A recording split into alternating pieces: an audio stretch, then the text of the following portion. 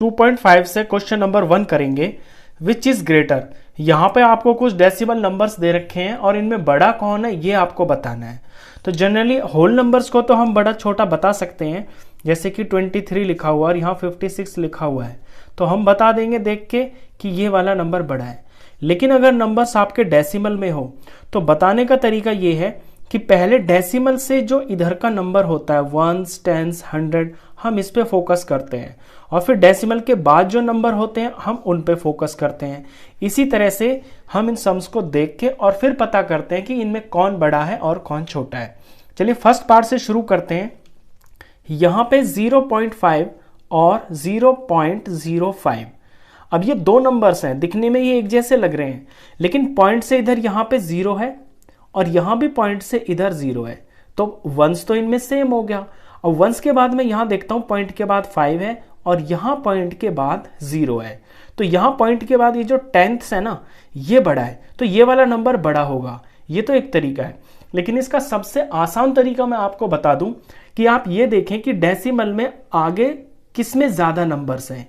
यहाँ पे डेसिमल के बाद 2 नंबर्स हैं और यहाँ डेसिमल के बाद सिर्फ 1 नंबर है। तो मैं क्या करूंगा कि दोनों तरफ डेसिमल के बाद इक्वल नंबर्स कर लूंगा, और इक्वल से मेरा मतलब ये है जिसमें ज्यादा है ना उतने के बराबर कर लूंगा। यानी यहाँ डेसिमल के बाद 2 नंबर है और यहाँ पे सिर्फ 1 है, तो इसके यहाँ पे भी डेसिमल के बाद मैं 2 नंबर बना लूंगा। अब मैंने अपने पास से यहाँ 0 लगाया है। जब भी आपको नंबर की कमी पड़ रही होती है तो आप यहाँ 0 लगाना, और यहाँ पे 0.05 है। इसको बोलते हैं हम लाइक डेसिमल बनाना। लाइक डेसिमल का मतलब होता है कि पॉइंट के बाद जो नंबर्स हैं उनको हम इक्वल कर देना। अब ये समझना बहुत आसान हो जाएगा कि इनमें कौन बड़ा है और कौन छोटा। यहाँ डेसिमल से इधर इधर तो सेम सेम है, तो वहाँ का काम तो खत्म। यहाँ डेसिमल के बाद में अगर देखूँ तो ये मुझे 50 दिखाई दे रहा है, और यहाँ डेसिमल के बाद अगर मैं देखूँ तो ये 0.5 है। 0.5 का मतलब हो गया सिर्फ 5। अब 50 में और 5 में बड़ा तो 50 है, तो ये वाला जो पार्ट है 50 वाला ये बड़ा होगा। तो इस तरीके से आप इन सबको करेंगे आप इनको। अब यहां मुझे ये बताना है ना कि विच इज ग्रेटर, तो मैंने निशान लगा के दिखा दिया। आंसर में हम इस तरह भी लिख सकते हैं 0.5। इसकी जो एक्चुअल वैल्यू है वो 0.5 है, तो लिख देंगे 0.5 इज ग्रेटर। चलिए सेकंड पार्ट पे चलते हैं। यहां 0.7 है और 0.5 है। अब पॉइंट से इधर तो सेम है, 0 है, यानी दोनों में बराबर है। पॉइंट के बाद यहां 1 नंबर है, यहां भी पॉइंट के बाद 1 नंबर है, तो जो बड़ा नंबर है वही बड़ा होगा। तो 0.7 जो है इसमें बड़ा है, तो लिख देंगे 0.7 इज ग्रेटर। थर्ड पार्ट पे चलते हैं। यहां पे 7 है और यहां पे 0.7 है। अब ये 7 में डेसिमल है ही नहीं। जब कहीं डेसिमल नहीं होता है तो डेसिमल आपको पता है कि वंस के बाद डेसिमल होता है। जैसे 26 है, ये 26 को हम 26.0 भी लिख सकते हैं या सिर्फ 26 भी लिख सकते हैं। यानी जो वंस होता है ना, वंस के यहां से डेसिमल शुरू होता है। तो अगर मैं यहां डेसिमल लगा लूं, और डेसिमल को अकेला नहीं छोड़ते हैं, मैं यहां पे 0 लगा लूं, लेट सपोज। अब मैं देख रहा हूं कि पॉइंट से इधर तो है 7 और यहां पॉइंट से इधर है 0।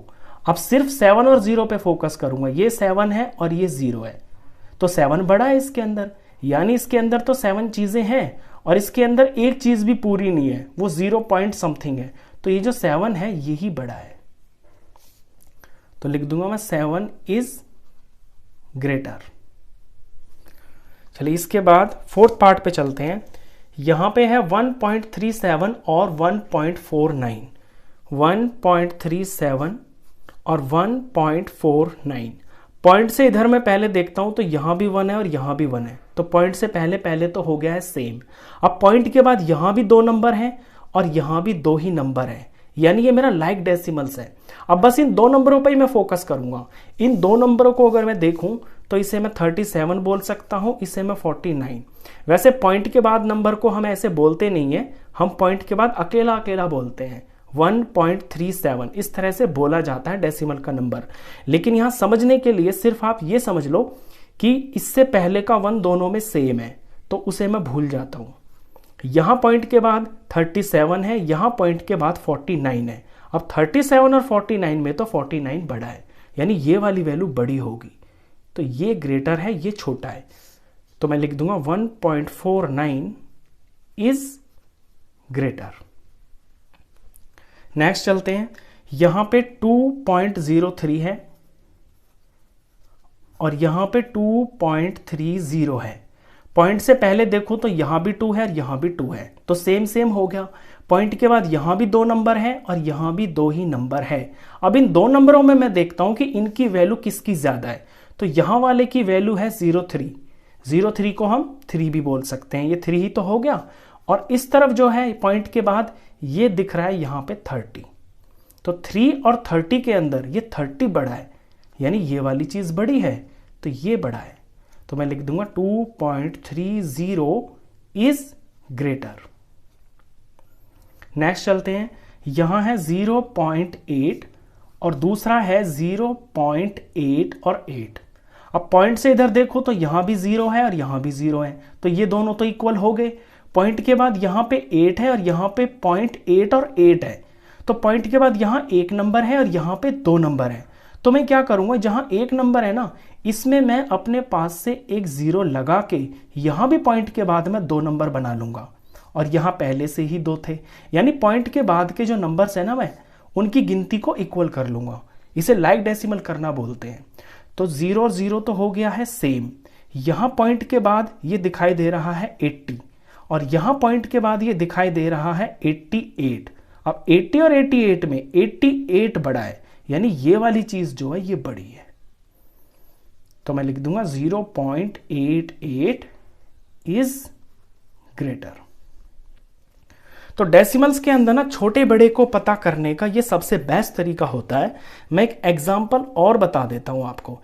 लेट्स सपोज 2.36 है 2.365 है और यहां पे 2.36 और 5 और ये 9 और ये यहां पे 4 नंबर हो गए हैं।